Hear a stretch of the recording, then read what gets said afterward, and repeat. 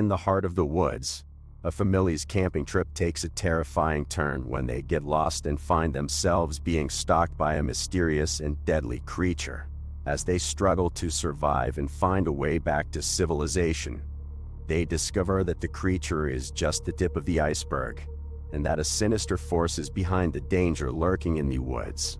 Join the Johnson family in their fight for survival, as they uncover a dark conspiracy and discover that the true enemy is not the creature, but what lies behind it. Will they make it out alive, or will the woods claim them as its next victims? The fate of the Johnson family hangs in the balance in this heart-pounding thriller that will leave you guessing until the very end. The Johnson family had been planning their camping trip for weeks. They had rented a cabin in the woods and were looking forward to a weekend of hiking, fishing, and making memories together. As they arrived, they unpacked and set up camp, and soon they set off on a hike through the woods. They had been walking for hours and were making good progress, but suddenly, the youngest, Tommy, realized he had lost his favorite stuffed bear. His father, John, went back to look for it, but he couldn't find it. He suggested that they head back to the cabin and look for it again in the morning. As they started back to the cabin, they realized they had taken a wrong turn. They retraced their steps but still could not find their way. The sun was setting and they were running out of time to get back before dark. The family tried calling for help, but no one was in the range. They decided to set up camp and wait until morning to try and find their way back. As night fell, they heard strange noises in the woods around them. They saw glowing eyes in the darkness and heard strange growling and howling. The family huddled together, trying to stay warm and calm, but as the night went on, the noises seemed to get louder and closer. In the morning, the family set out to try and find their way back, but soon realized that they were being stalked by something. They saw strange tracks in the mud and broken branches on the trees, as if something large had been moving through the woods. They quickened their pace, but the thing stalking them seemed to always be one step ahead. As the day went on, the family became more and more desperate to find their way out of the woods. They were running low on food and water, and the kids were getting tired and scared.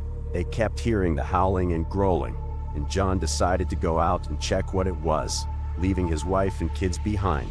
But as he returned, he found that his wife and kids were missing.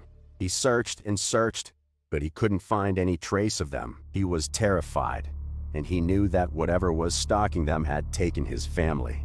He knew he had to keep moving, to keep searching for a way out of the woods, but deep down, he knew that the thing hunting them was not finished yet. The only thing he could do was to wait and hope that he could find his family before it was too late. John knew he couldn't give up hope. He had to find his family and get out of these woods. He searched for any signs that would lead him to them, but it was as if they had vanished into thin air. The only thing he could do was to keep moving, to keep searching for a way out of the woods.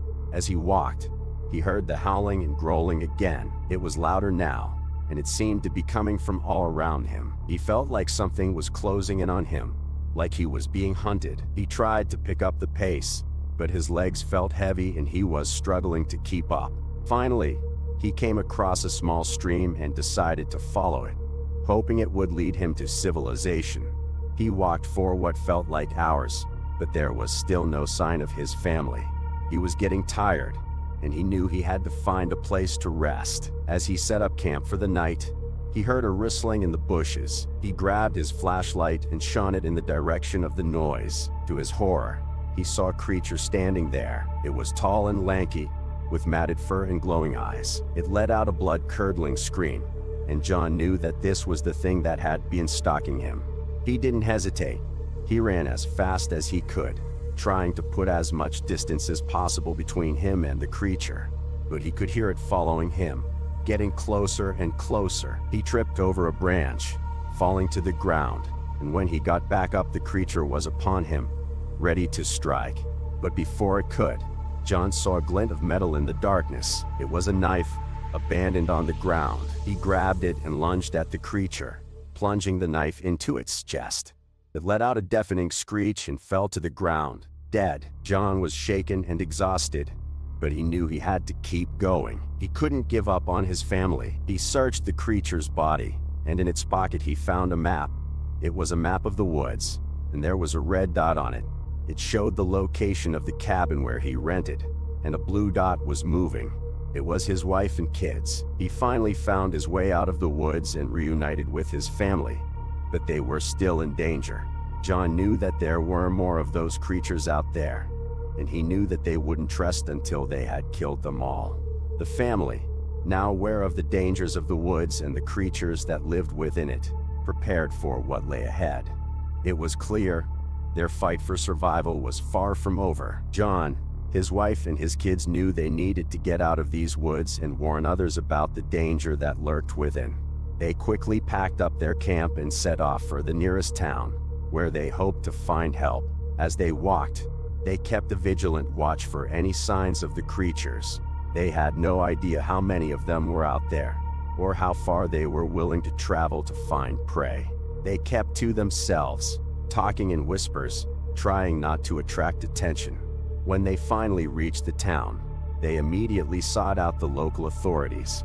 They told them about the creatures, the map, and their experience. The authorities were skeptical at first, but the map and their story convinced them to take action. They organized a search party and set off into the woods. For days they searched, but they found no trace of the creatures. They assumed they had moved on, or perhaps they had found a new source of food. But John knew that couldn't be true.